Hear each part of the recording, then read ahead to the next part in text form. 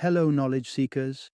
In this episode of 20-Minute Books, we delve into Poor Economics, a groundbreaking exploration of poverty's most pressing challenges and the inefficacies of traditional measures to alleviate it. Authored by Abhijit V. Banerjee and Esther Duflo, esteemed professors of economics at the Massachusetts Institute of Technology. This book is a culmination of over 15 years of dedicated research. Through their fieldwork, Banerjee and Duflo have gained profound insights into the complexities of poverty, providing them with a unique perspective on why poverty persists and how to effectively tackle it. Poor economics is not just an academic discourse, it's a beacon of hope, offering concrete, actionable suggestions to overcome global poverty. The authors dissect the reasons behind the continuous struggle against poverty and the failure of conventional interventions, guiding us toward innovative solutions that promise a brighter future for the world's impoverished populations. This book is essential reading for anyone seeking to understand the persistent nature of global poverty, individuals passionate about development economics, and those intrigued by the politics of development. Through Poor Economics, Banerjee and Duflo challenge us to rethink our approach to eradicating poverty, making it a must-read for anyone looking to contribute to a more equitable world.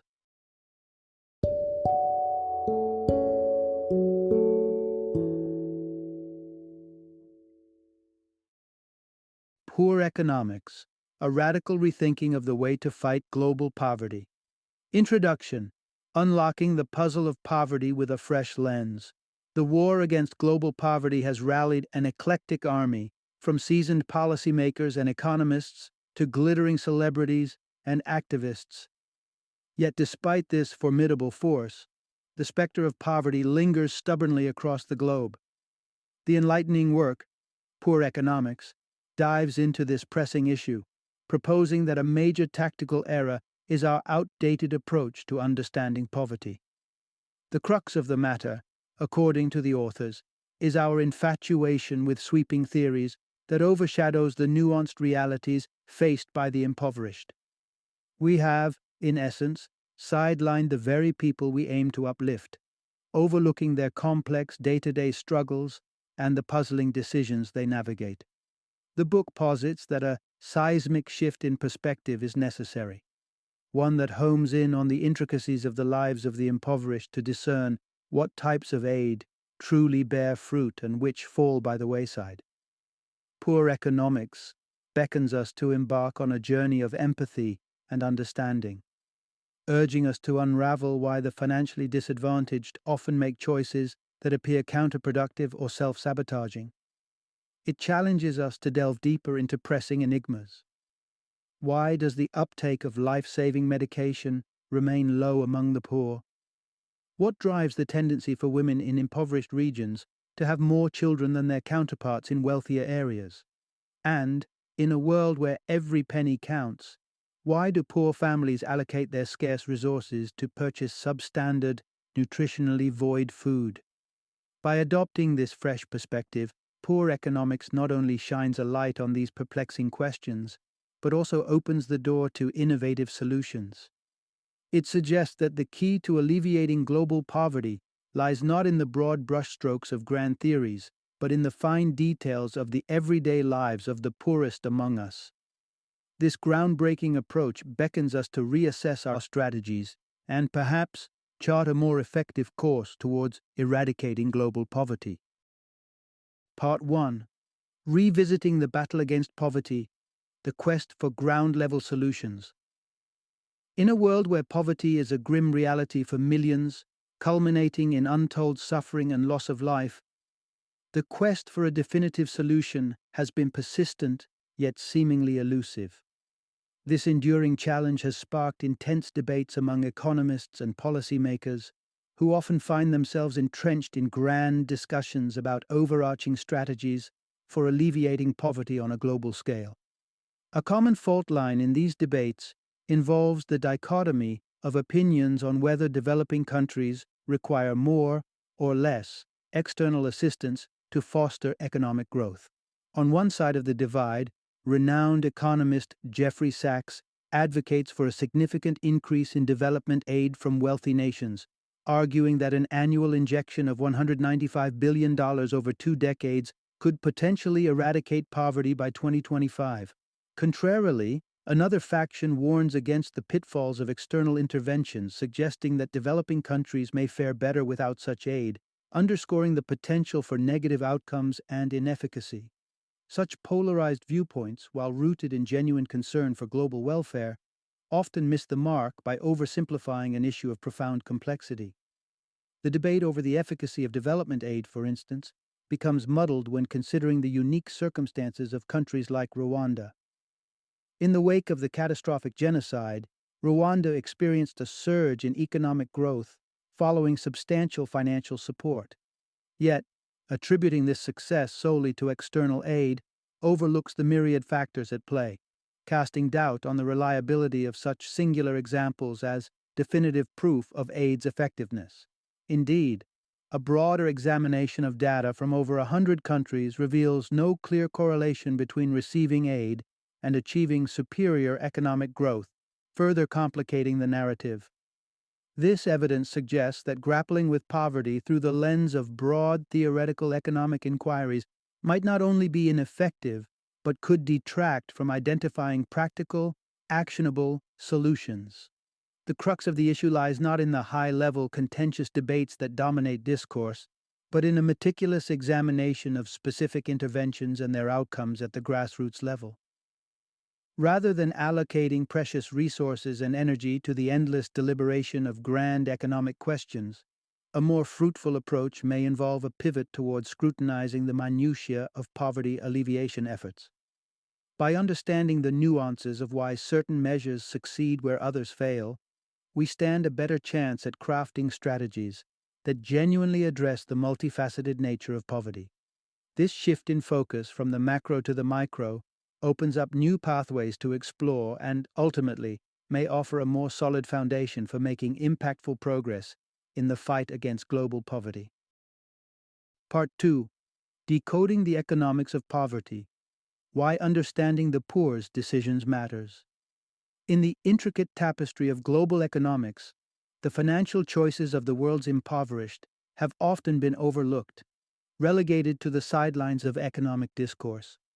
It's an oversight born from a misleading assumption. Living on less than $1 a day, a daily reality for 13% of the global population back in 2005, seemingly leaves little room for complex economic decision-making. The truth, however, paints a starkly different picture. Contrary to prevailing misconceptions, economic rationality is a requisite survival tool in the arsenal of the poor. With resources scarce and living conditions dire, every financial choice carries weight, each decision teetering on the precipice of life-altering implications. For those caught in the grip of poverty, the stakes of economic decisions soar astronomically high, demanding a level of deliberation that far surpasses the norm found in more affluent societies.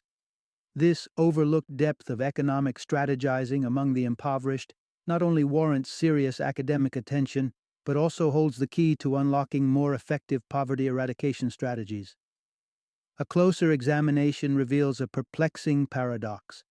Despite the availability of aid and resources from nonprofits and governmental bodies, many among the poor hesitate to engage with these lifelines.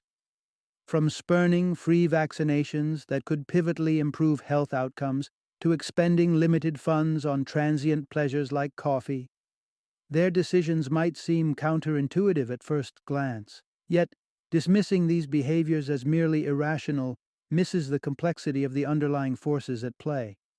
Economic decisions among the impoverished are not made in a vacuum. They are deeply intertwined with cultural norms, social pressures, and psychological factors. The seeming reluctance to invest in long-term benefits over immediate gratifications reflects a nuanced negotiation of daily survival, a calculus where the immediate known outweighs the potential, yet uncertain, future gains. To truly advance the fight against poverty, a paradigm shift is essential. We must move beyond superficial interpretations of the poor's economic choices and delve into the intricate web of influences that shape these decisions. By fostering a deeper, empathetic understanding of the economic logic operating within contexts of extreme deprivation, we uncover the nuanced insights necessary for crafting interventions that resonate with the lived realities of the impoverished.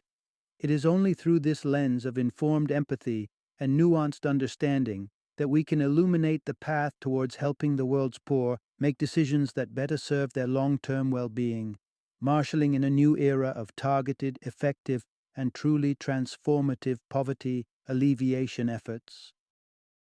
Part 3. Reimagining the fight against poverty, the crucial role of nutrition.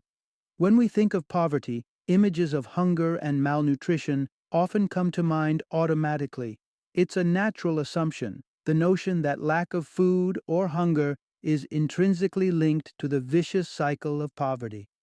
This perspective, widely shared among economists and policymakers, posits that hunger undermines productivity, fueling the persistence of poverty. However, this conventional wisdom misses a crucial piece of the puzzle. While hunger is undoubtedly a pressing issue in today's world, it cannot be pegged as the overarching cause of ongoing poverty. Intriguingly, evidence from over 18 countries suggests that the financial constraints of the impoverished do not necessarily force them to skimp on calorie intake. In fact, many have sufficient means to procure more food if necessary, but choose instead to spend on tastier, albeit more expensive, choices rather than maximizing calorie intake. The real issue at hand isn't the quantity of food, but its quality. The diets of many poor individuals, especially children, are severely lacking in essential micronutrients like iron and iodine. This deficiency doesn't just affect physical health. It has far-reaching implications on cognitive development in children and economic productivity in adults. Remarkably, a study in Indonesia illuminated the profound impact of nutrition on economic outcomes. Individuals who consumed iron supplements for a few months exhibited increased work capacity and earned significantly more. This evidence indicates a glaring gap in the general understanding of poverty's nexus with nutrition. The impoverished are often not fully aware of the critical importance of nutritious food. It is here that governments and non-governmental organizations, NGOs, could make a transformative difference by supplying nutrient-rich foods or supplements and fortifying staple foods with essential minerals. For instance, India's introduction of iron-fortified salt stands as a pioneering example of how policy interventions can address micronutrient deficiencies effectively. To truly make strides in the battle against poverty, it's imperative to shift the narrative from merely making food cheaper to enhancing its nutritional value. By prioritizing the delivery of high-quality, enjoyable, and nutrient-dense foods, we can not only tackle the immediate challenges of malnutrition, but also set the stage for long-term improvements in health, cognitive ability, and economic productivity among the world's poor. This nuanced approach to addressing poverty underscores the critical role of nutrition in breaking the cycle of deprivation and opening up new avenues for sustainable development. Part 4. Transforming Healthcare, a Path to Uplifting the World's Impoverished. For individuals living in poverty, health isn't just a matter of well-being, it's a critical economic lifeline. In families teetering on the edge of survival, a single case of illness can swiftly spiral into a financial abyss, slashing income and piling up debts. To alleviate this precarious situation, a multifaceted approach to revamp healthcare in developing nations is crucial. First and foremost, the accessibility and reliability of medical services must be bolstered. Despite the existence of public health infrastructures in many developing countries, the poor frequently navigate away from them. The root of this avoidance lies in the system's inefficiency. Medical facilities often find their doors closed when needed most, and the staff, plagued by a lack of motivation, register a staggering absentee rate of 35%, as revealed by a World Bank study. To bridge this gap, governments are tasked with a vital mission: to ensure public health systems are not only accessible but dependable, providing the impoverished with a healthcare sanctuary they can trust. However, the pathway to healthcare utilization isn't solely hindered by system inefficacies. The terrain of cultural beliefs and an absence of health literacy also poses significant obstacles. Case in point, a study in Udaipur, India, uncovered a revealing narrative. The local poor distrusted the efficacy of oral rehydration solutions available at medical stations, anchored in the belief that only injections wield the power to heal. This disconnect underscores the necessity of health education, illuminating the importance of demystifying medical treatments and dispelling myths through targeted information campaigns. Lastly, while knowledge is power, it often isn't enough to catalyze action. The human penchant for valuing immediate benefits over future well-being plays out in healthcare too, with vaccinations, a preventive cornerstone, frequently overlooked due to their intangible immediate gains. Here, inventive incentives can turn the tide. A project in India demonstrated the potent pull of tangible rewards, where the promise of a set of plates for each vaccination saw completion rates soar from a mere 6 to an impressive 38%.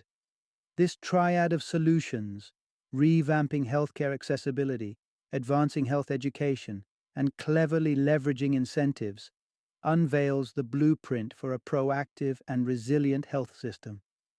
By delving into the underlying reasons deterring the impoverished from seeking medical help, we can tailor interventions that resonate, motivating healthier decisions. It is through such nuanced, compassionate understanding and action that we embolden the world's poor, granting them the healthcare support they critically need to thrive. Part 5. Revolutionizing Education, a beacon of hope for developing countries. At the heart of the battle against poverty lies a potent weapon: education. In recent years, strides have been made in developing countries to pave the way for universal access to schooling. This movement towards educating every child is commendable, yet it uncovers a more nuanced challenge: ensuring the quality of education, not just its availability. The stark reality is that having educational institutions and mandatory enrollment does not guarantee learning. A significant concern is the dedication, or lack thereof, of public school staff. A revealing study by the World Bank highlighted a pervasive issue of teacher absenteeism, with shocking findings such as 50% of Indian teachers absent from their classrooms during school hours. This absenteeism not only undermines the education system, but also leads to a generation of students who attend school without truly learning. Compounding this challenge is the prevalence of elitist ideologies within the education systems of developing countries. Such attitudes foster environments where only the academically inclined, a fraction of the student population, thrive. Consequently, a vast number of children, devoid of an elitist academic mindset, are inadvertently excluded from meaningful education. This issue is especially pronounced in societies where elitism is culturally ingrained, as seen in India, where the education system fails to impart even basic skills to a large segment of its youth. Equally critical is addressing the economic misconceptions held by parents in developing nations. Surveys reveal a troubling trend where families, operating under stringent budget constraints, often invest their entire education budget into the most academically promising child, to the detriment of their other children's educational needs. This calculation is fundamentally flawed. The societal benefits of providing a basic education to a broader segment of the population far outweigh the gains of having a single, highly educated individual within a family. For developing countries to leverage education as a cornerstone for poverty alleviation, a multifaceted approach is required. This includes not only fostering an inclusive educational atmosphere that eschews elitism, but also correcting parental misconceptions about the value of widespread basic education. By tackling these challenges head-on, these societies can ensure that the promise of education is not just a theoretical right, but a practical reality. a move that is paramount in the collective fight against poverty. Part 6. Empowering Women and Protecting the Poor, a sustainable approach to reducing population growth. The intricate dance between poverty and population growth has prompted countries worldwide to seek ways to modulate the latter. Yet, the endeavor to curb population growth unearths layers of complexity and ethical considerations. At its heart, the decision to have multiple children by those in impoverished conditions is not merely a cultural phenomenon, but a pragmatic strategy for survival. In the absence of robust social security systems, the elderly often rely on their progeny for support during their twilight years. This dynamic is vividly illustrated in countries like China, where over half of the elderly population resides with their offspring, relying on them for financial and emotional support. Hence, one of the pivotal strategies in addressing population growth is enhancing the social protection mechanisms for the most vulnerable. By providing a safety net for the elderly and the impoverished, the necessity of having many children as a form of social security becomes less compelling. Another critical avenue to navigate this challenge is through the empowerment of women. The conventional path leading women towards marriage and motherhood as the primary, if not sole, life ambition underscores the need for alternative narratives. However, the solution to the population conundrum extends beyond merely increasing education or awareness about contraception. It requires a fundamental shift in societal structures and attitudes to fortify the position of women within the family and the broader society. Empirical insights reveal a telling trend. Women, when given a choice, often opt for fewer children than men. This disparity underscores the potential impact of empowering women on family planning decisions.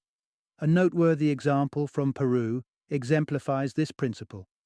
When land ownership rights extended to include women, families in which women were recognized as co-owners tended to have fewer children. This correlation between women's empowerment and reduced fertility rates illustrates how acknowledging and bolstering women's agency can lead to more deliberate and informed reproductive choices. Facing the population growth issue demands nuanced and comprehensive strategies that take into account the underlying societal and economic factors. By paving the way for stronger social protection for the poor and advocating for women's rights and empowerment, we embark on a sustainable path toward mitigating population growth, a journey that not only addresses the symptoms but also the root causes entrenched in poverty and gender inequality. Part 7. Microcredits, a step forward but not a silver bullet for poverty. In the toolkit for combating poverty, microcredits have emerged as both a celebrated innovation and a subject of debate.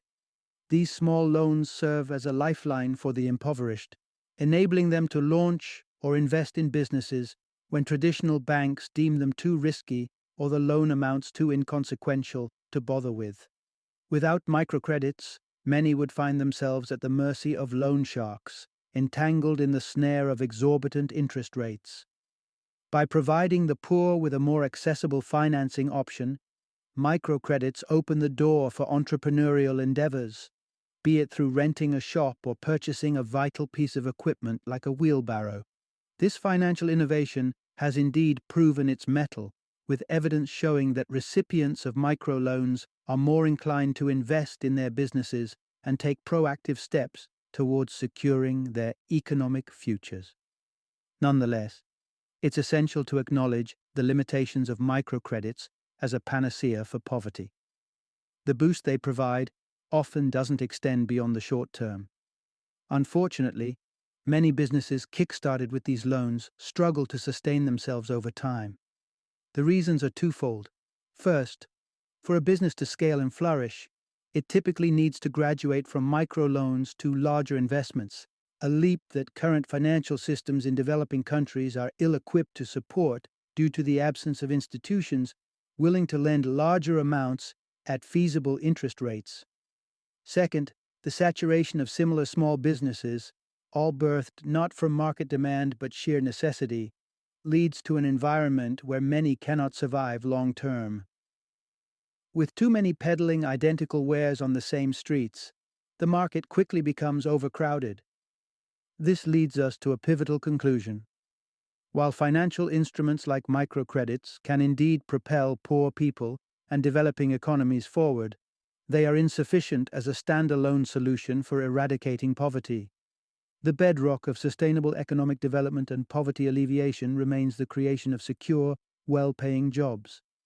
Microcredits are a testament to the power of financial innovation to make a difference in the lives of the poor, showcasing the potential for progress when opportunities are made more accessible.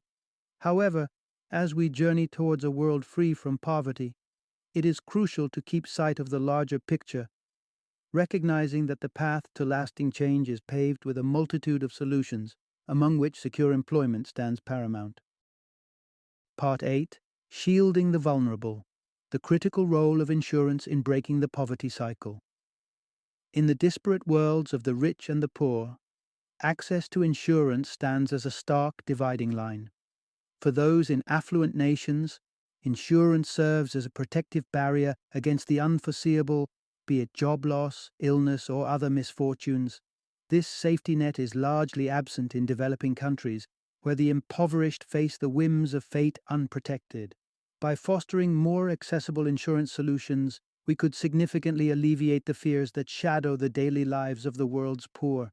Consider the plight of the average poor individual, often a peasant, whose livelihood teeters on the unpredictable scales of weather and market prices, or a worker juggling multiple jobs with the constant threat of losing one. In the face of such volatility, some communities have taken matters into their own hands, establishing informal networks of support. However, these grassroots efforts, while commendable, offer only a patchwork defense against adversity, inadequate for addressing more substantial crises. This is where the role of governments and policy becomes pivotal. By incentivizing both the uptake of insurance among the impoverished and the offering of affordable plans by private insurers, a more robust shield against misfortune can be forged. While not all risks that the poor face can be insured, significant strides can be made in areas such as crop failure and other environmental contingencies. The obstacles to this vision are manifold. The cost of premiums, deep-seated skepticism, and a pervasive short-term mindset among the poor deter engagement with private insurance schemes. Recognizing these barriers, government intervention becomes essential to catalyze a shift. A compelling example of this approach in action was observed in Ghana, where the subsidization of weather insurance led to widespread adoption among the impoverished populations. Once the initial hesitancy is overcome and the tangible benefits of insurance coverage become apparent, there is potential for the evolution toward a self-sustaining market. This transition underscores the need for a thoughtful, incisive approach to incentivizing insurance for the poor, one that acknowledges the immediate challenges while laying the groundwork for long-term sustainability.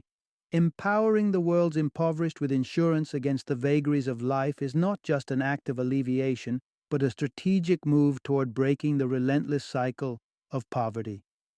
By integrating the vulnerable into a safety net of protection, we open avenues for stability, resilience, and progress, echoing the adage that to shield the most vulnerable is to uplift society as a whole. Part 9. Combining Forces. The dual approach to eradicating poverty. The battle against poverty is a complex and multifaceted one, with no silver bullet in sight. Recognizing this, experts across the globe agree that the fight requires a combination of sweeping institutional reforms and targeted local actions. The former encompasses tackling issues like political instability and corruption, which significantly hamper efforts to alleviate poverty. Corrupt practices, particularly the embezzlement of funds designated for anti-poverty initiatives, thwart the progress toward creating equitable living conditions for all. This pervasive challenge has led many economists and political scientists to argue in favor of comprehensive institutional overhauls, such as the transition toward more democratic governance structures. The consensus is that without addressing the root causes of political and financial instability, efforts to lift communities out of poverty may prove futile. Yet, while the focus on grand-scale transformations is vital, it is equally important not to overlook the potential of smaller, grassroots interventions. Local initiatives have proven remarkably successful in circumventing the barriers posed by national governance issues, such as corruption. A compelling illustration of this potential is found in Uganda. In 1996, a study uncovered that a minuscule fraction of government subsidies intended for schools actually reached their destination, sparking public outrage and demands for reform. The public's response spurred tangible change, leading to a significant increase in the delivery of funds to schools by 2001. This example serves as a powerful testament to the idea that local actions, fueled by community engagement and informed by economic analysis, can achieve meaningful results even in the face of systemic challenges. It underscores the principle that while waiting for broader institutional reforms to materialize, there are actionable steps at the local level that can make an immediate and tangible difference in the lives of the impoverished. In conclusion, the pathway to ending poverty is one that necessitates a dual approach. Big picture changes aimed at rectifying structural issues must go hand in hand with grassroots initiatives that directly address the immediate needs of communities. By blending these strategies, we can forge a comprehensive and effective response to the daunting challenge of poverty, embodying the principle that local empowerment and institutional transformation are complementary forces in the quest for a fairer world. Final summary. Navigating the labyrinthine challenge of poverty requires more than just goodwill. It demands a nuanced understanding of the intricate realities faced by the impoverished and a rigorous scrutiny of the interventions employed in combating this global issue. Poor economics illuminates the multifaceted nature of poverty and underscores the critical need for a blend of empathy, evidence-based strategies, and innovation in addressing the myriad factors that perpetuate economic deprivation. By delving into the daily decisions, struggles, and aspirations of those living in the clutches of poverty, we are invited to reevaluate our perspectives and strategies towards eradicating poverty. The book proposes that success in this endeavor hinges not on grand theories or one-size-fits-all solutions, but on localized, context-sensitive actions informed by a deep understanding of the specific needs and conditions of impoverished communities.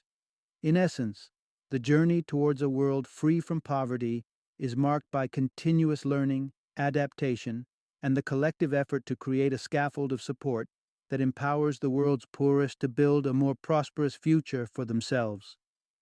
It is a testament to the power of human resilience and ingenuity, reminding us that with the right approach, overcoming poverty is within our grasp.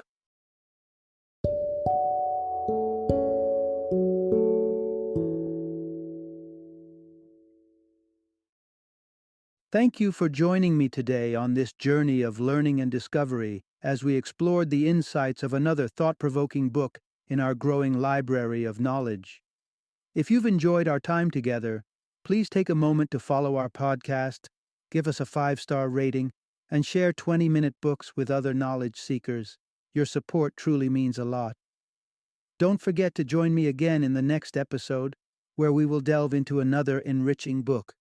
Until then, happy reading and happy listening.